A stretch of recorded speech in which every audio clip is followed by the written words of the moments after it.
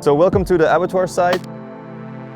It's a historical site mainly known for the meat production. So there's a slaughterhouse that's still active on the site, but it wants to go in a new direction. And about a couple of years ago, they decided to build a new building, especially like as a market hall, to sell the meat that's being produced on site and other stuff. The FoodMed building is a market hall located on the Abbatoir site in Anderlecht. Downstairs in that market hall you can find butchers and other kinds of shops and restaurants. Those shops and restaurants, they use cooling fridges to keep their produce fresh, and those fridges create quite a lot of residual heat. They have already been centralized in the building to have a more efficient way of working, but the urban farm that's located on the roof uses the residual heat coming from those fridges. So they're being collected and sent upstairs. Upstairs a heat pump is waiting, and the heat is being used or transformed to warm the greenhouses.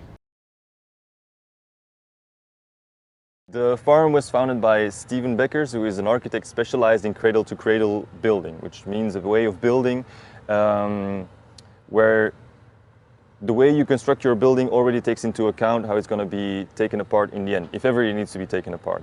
Okay, Building Integrated Greenhouse was created in 2015 after I made a study for Brussels region environment government to see what the potential of urban agriculture was in Brussels.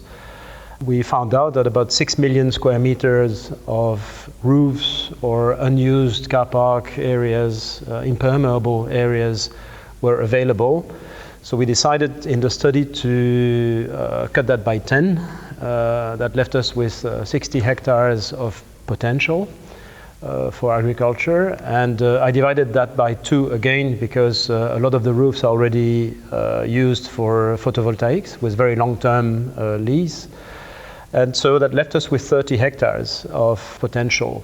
The local aspect is very important in terms of logistics, in terms of carbon footprint, in terms of local employment, in terms of putting back the people or the consumers in contact with the farmer, which is quite rare, in fact, in our countries. Even if Belgium is very agricultural in many ways, it's also very urban, and not many people go and see really how agriculture is working. So the difference for me is to use the urban microclimate and to use the waste heat, the CO2 from the city, some of the water. We need electricity to run the PAC, the pompe à chaleur, or the heat pump, and the pumping of the water and all that, but that is provided by photovoltaic. We are almost autonomous in water, and we are almost autonomous in energy. BIG stands for Building Integrated Greenhouses, so BIGH. So greenhouses that are integrated into a building. The integrated part comes from the fact that we use the residual heat from downstairs, that we can use the solar energy, we use the space, we use the rainwater, so that's how we are integrated, or we create a certain synergy with the building. The heat pump creates warm water or heat for the greenhouse, but there's also cold water being created, which we can use to cool down the fish tanks. So it's a mutually beneficial system. On one side, with the same energy, we're creating heat and cold for both productions. Aquaponics comes from aquaculture and hydroponics. It's an ancient concept that's been done already back in China hundreds of years ago. And the idea is basically that you're going to use the same water both to grow fish in and to water plants. The fish live their lives in the water. They leave their residue or their waste. And this waste can partially be used for the plants. We get our water from 2 sources, so well water. The water that arrives in the greenhouses goes into the substrate bags in which the plants grow through a drip system. So each plant is being watered or fed by one dripper. The white tubes that you see in between the plants are the heating tubes.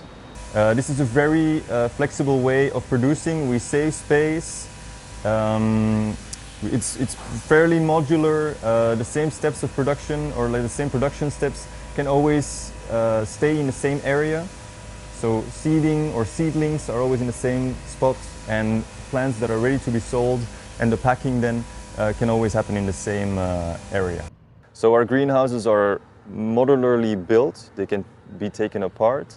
Our offices are located in old sea containers that have been repurposed. It was a waste product in a way that we can use right now to house our technical installations and our offices. And all our terraces or walkways on the farm are made out of wooden planks that were used in building purposes before.